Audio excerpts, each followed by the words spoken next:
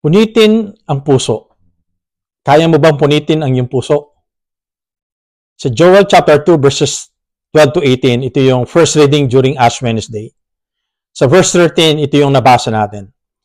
Rend your hearts and not your garments, and return to the Lord your God. Rend your hearts and not your garments, and return to the Lord your God. Kapag sinabing rend, ito yung pagpupunit. Sa lumang Israel, ang ginagawa nila, they are rending their garments. Pinupunit nila yung mga damit nila, ang kasuotan nila, bilang simbolo ng repentance o pagbabalik loob sa Panginoon, o kaya kapag nagdadalamhati sila, kapag namatayan sila ng mahal sa buhay. So they were rending their garments. Pinupunit nila ang kanilang kasuotan. Pero dito sa Joel chapter 2 verse 13, the prophet Joel encourages people na punitin, to rend their hearts, na punitin ang kanilang mga puso.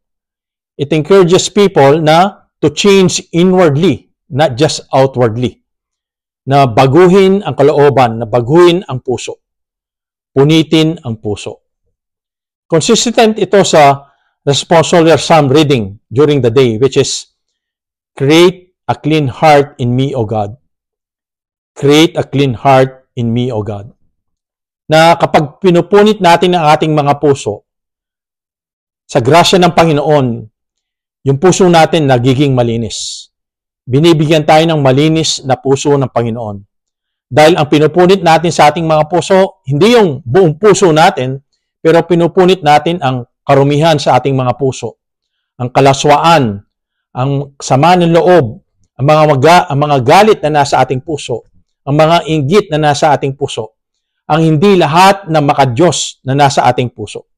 Ito yung gusto nating punitin para maging malinis ang ating kalooban, maging malinis ang ating puso. So, during this Lenten season, punitin natin ang ating mga puso. Alisin natin ang hindi karapat-dapat na manahan sa ating mga puso. Dahil ang dapat maghari sa ating mga kalooban, sa ating mga puso, ay si Jesucristo lamang. Ngayong Lenten season, mga kapatid, siguraduhin mo, punitin ang iyong puso. Amen.